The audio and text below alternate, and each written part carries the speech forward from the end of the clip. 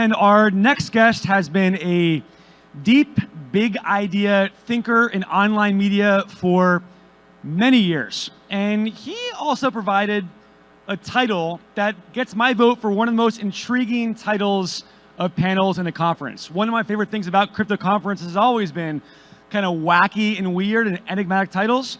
And this one is Doomer Techno-optimism. So I'm pretty intrigued if that's a glass half empty or glass half full take. I can go either way. I'm intrigued. But Jon writes about AI, machine learning. He writes about media.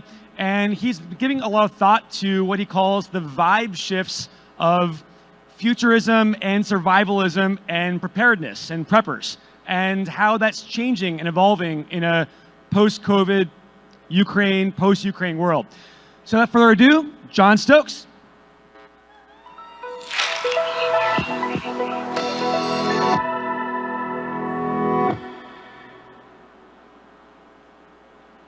All right, thank you.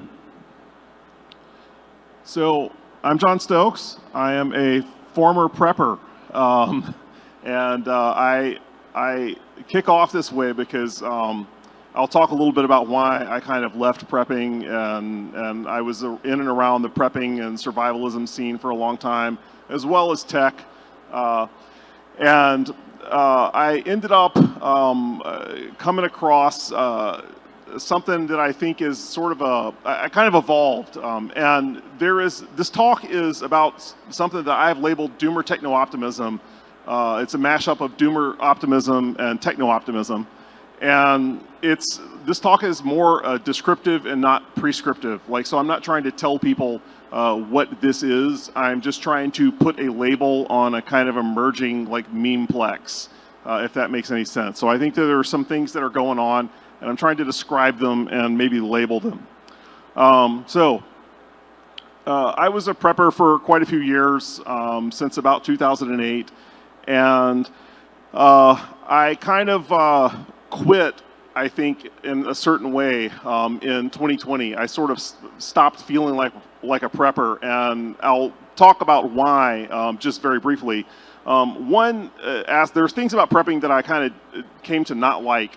One of them is that it's basically 90% retail therapy. It's just shopping for the end of shopping, and this is a really common thing with prepping. People will talk about skills or knowledge. People are just buying stuff. Preppers just buy stuff. They just load up a cart and they buy things. Most preppers secretly believe in a sudden stop. There's a lot of prepping discourse that's around, well, we're more rational and we believe that you should have a cash cushion, you should have fire extinguishers, you should do all these kind of things. Really, people are all doomsday prepping on a certain level, whether they can cop to it or not. But I think the big problem is that the apocalypse is sort of already here, but it's not evenly distributed yet. There's really not a return to a pre-COVID normal, I think, that's in the cards. I mean, we're not going to go back to before 2016. We're not going to go back to before 2020. Things have changed kind of substantially in a lot of ways, and it sort of feels like many things are sort of falling apart. My generation, I'm Gen X, we fantasize about going back to the 90s in a lot of ways, and there are some aspects of culture that are going back to the 90s. I mean, we have a Top Gun movie in the theaters, the stock market is down, there are many 80s and 90s like things happening. But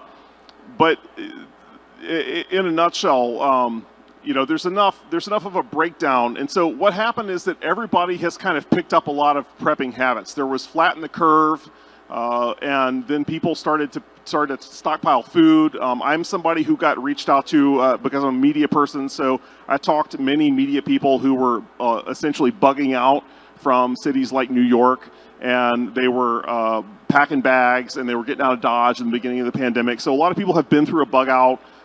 People are more sensitive about bare shelves in the grocery store, and so a lot of people are doing different kinds of prepping type behaviors. So if everybody's doing it, does it really need a special lingo? Is there like a real scene there? Is there, do we count it as its own individual thing? So one of the things that I've noticed is that you have scenes and they persist, but then whenever there's a big vibe shift, new people will come in and they'll do something that's adjacent to the old thing, but it's not quite the old thing. And so my working mental category is PC enthusiasts. I was around when there was such a thing as a PC enthusiast, and I was a PC enthusiast, and I overclocked my Celeron and all this kind of stuff, right? And then other people's chips started to come into all kinds of cars and appliances and things of this nature. And so you can still be a PC enthusiast in 2022, and you can still overclock, and you can still partake in that scene. And a lot of that scene is actually a little bit bigger than it was back in '98 with Ars Technica when we were writing about this stuff. But then everybody has a computer. Everybody's doing it, right? So now you have gadget people, and you have people that do different things with computers. I think this is what's going to happen with a lot of behaviors that are sort of prepping adjacent. People who want to prepare for bad things, they want to prepare for chaos, they'll filter into different like pockets and verticals. Some people will become like preppers, self-identified preppers. Some people will become doomer optimists. Some people will become homesteaders. So there's a lot of different kinds of pockets and networks and places where people who are worried about, they're insecure, they're worried about the state of the world, they're going to end up there. A lot of those people will not filter into prepping.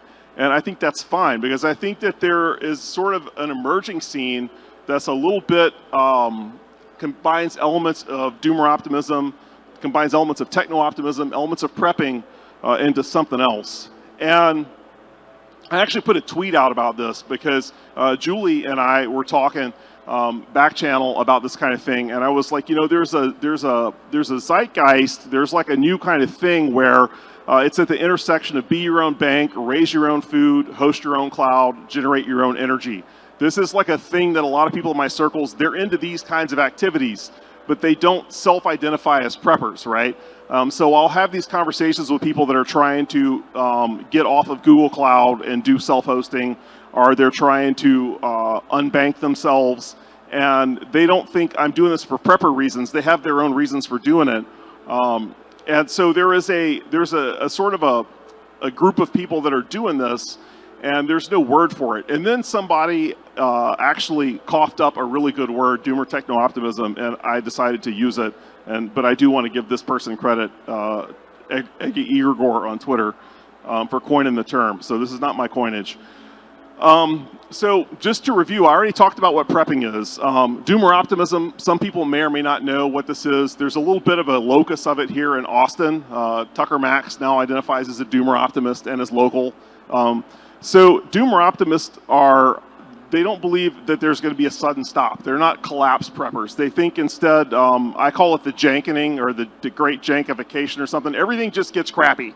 The idea is that the services that you rely on, the things that you do and that you use, things just kind of fall apart steadily and start to decay. And there's no moment where there's the poo hits the fan or what have you. It's just things get worse. Doomer optimists have a kind of resignation about the limits of collective action. They think, well, we're not going to stop this. We're not going to organize. They're not Extinction Rebellion. They don't think that they're going to do something crazy and do some eco-terrorism or whatever, and we're going to stop the bad things. They're pretty much resigned to the jankening and to the decline, and so they are all about individual agency. Doomer optimists will typically think that incumbent powers may ratchet up the amount of repression to slow the disintegration of the system, so they prep for a hostile relationship with the powers that be. There's also, in doomer optimism, if you read their writings, as a return to localism. People want to shrink their dependency chains. People that are in software are familiar with the idea of dependency chains. You want to make them smaller, more local. You want to cache more of your dependencies local. And there's a recognition, though, that autarky is impossible. You're not going to eliminate your dependency chains. In fact, you're not going to eliminate dependencies that go all the way out, to some global area. So you just want to kind of localize them and make them smaller so that you're more resilient. With doomer optimism, there's a concept of a frontier. You see this word frontier in their writings. If you Google this term and you look at the essays, The idea that there's a return to a kind of wildness or an unknown, there's a newness. That's, I think, that's the optimism part of doomer optimism, which is that we're gonna revert back to something where we can each kind of make our own way in the world. Techno-optimism is different than doomer optimism. If I think of techno-optimism, I think of somebody like Noah Smith, Balaji Srinivasan, different people in this kind of in this area where they're optimistic about solar punk, about technology. The idea is technology fixes this for some value of this. So death, disease, aging, energy crisis, tech will fix it. That's the techno-optimist mindset. They're often classically liberal and pessimistic about the power of governments to fix things. Again, notes of the resignation around collective action that you see with doomer optimists. It's very much there with techno-optimism. There's actually a fair amount of, I think, technological humility. If you look at Mars as a backup plan, to me, that's an admission that things could go badly here, and they could go badly because tech is a double-edged sword, right? It gives and it takes away. The techno-optimist scenario is that on net,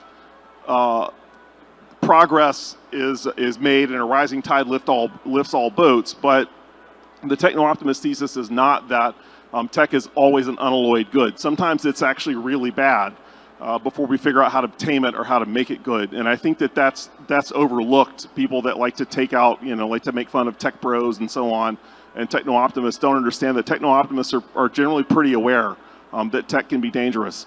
And also there's a frontier aspect to it. Mars, Web3, life extension, disruption. Techno-optimism kind of embraces the idea of a frontier, technological frontier, and new frontiers of human interaction and human social organization. Doomer techno-optimism, the mashup. So again, this is something that I've kind of noticed in Discords and in Slacks and on Twitter. It's my attempt to put a label on a vibe shift. And there's an excitement amongst people that are into these kinds of things. There's an excitement about frontiers. There's an excitement about life extension, about space exploration, about Web3, about the metaverse. There's an expectation of a fair amount of disruption, a good kind of disruption, also some bad disruption. People that are doomer, that I would label as doomer techno-optimists, have a technological orientation. They're interested in skills and techniques, equipment, production, learning, crafts. Like there's a very practical and technological focus here. It's not just abstraction or theory or rhetoric. It's about kind of doing. There's an agency. Agency is better than nihilism. So it's important to say that resignation about the present state, about near-term disaster, is not nihilism. Nihilism is like there's nothing we can do. If you're a techno-optimist or a doomer techno-optimist, there is agency. In the small, we can do things. We can make small, localized areas resilient. There's also, and this is important, an acceptance of an unequal distribution of goods and positive outcomes. Techno-optimists in particular, and doomer optimists especially, and the fusion of the two, they're not utopians. They don't really believe in like an ultimate kind of flattening of all the things. There's an understanding that some people will be slightly better off, or maybe dramatically better off. Some people will be worse off. You want to maybe flatten the band, and you want to lift everybody so that the bottom end of the distribution is better than it is now. But there is no notion that we're all going to be equal. It's not an equity discourse of the kind that's popular now. There's an acceptance that outcomes are not going to be evenly distributed, that there's going to be some kind of normal distribution here. And again, I backed into this from the 4 things over on the other side of the slide, which is be your own bank, grow your own food, make your own energy, and host your own cloud. And I bring these up because I'm a person who, I'm everybody's, in my circles, I'm everybody's prepper friend. And so I'm the guy that you DM when it's like, hey man, I want to buy a firearm.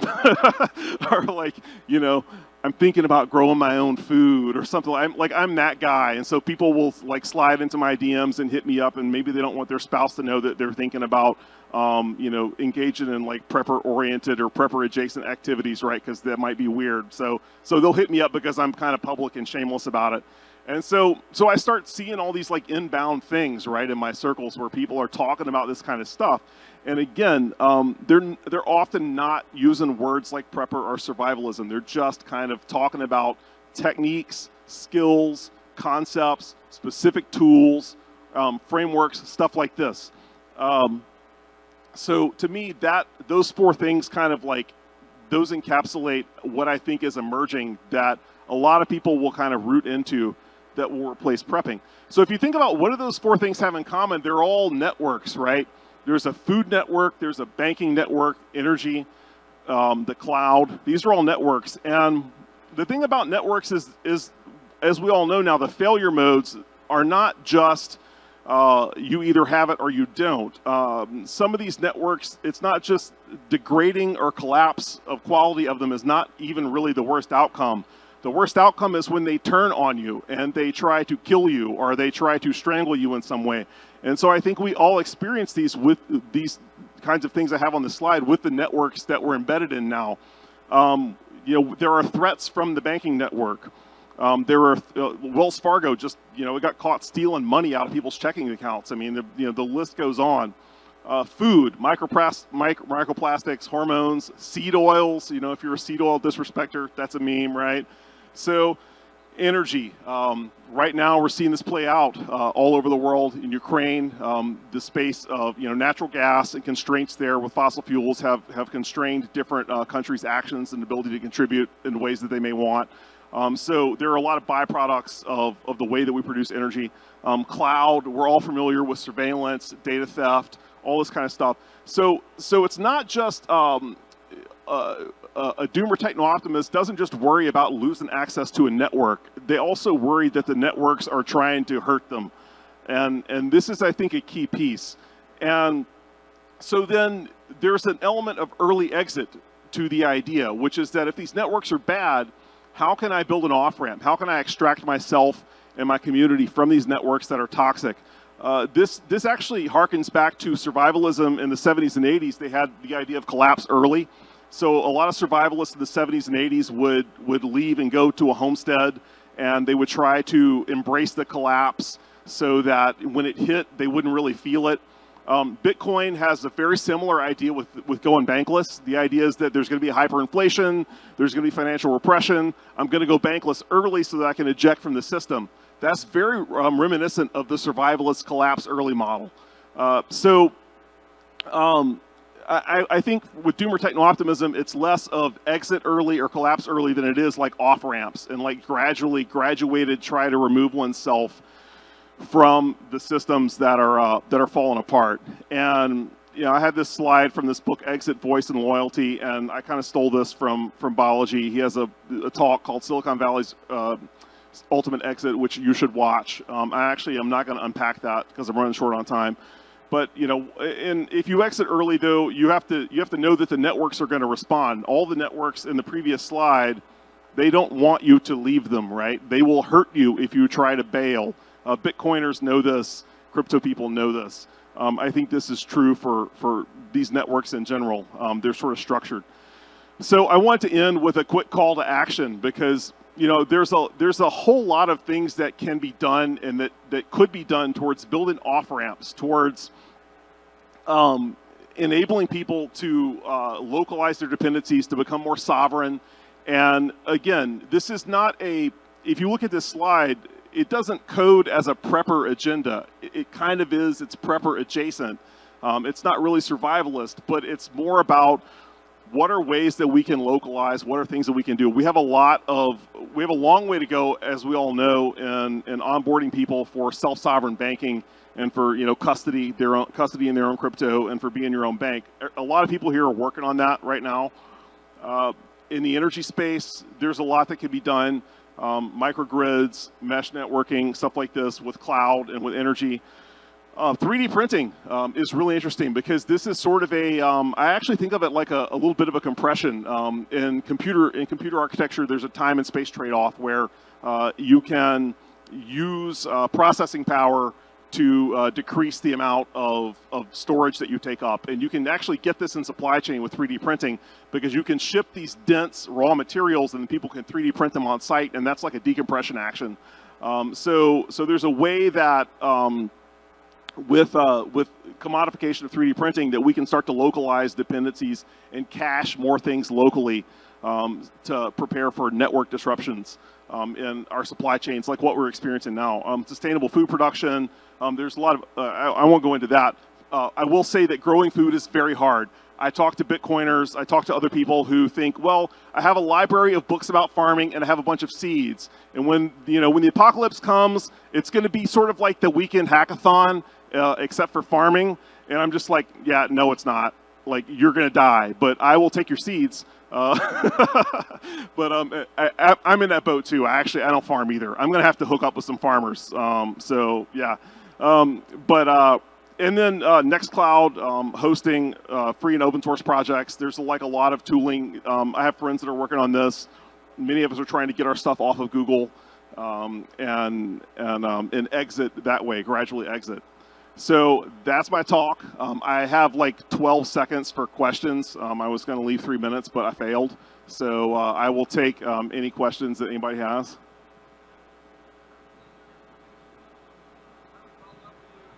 The question was, okay, how can they reach you? Yeah, I should have put my Twitter up there. You can find me at jonstokes.com.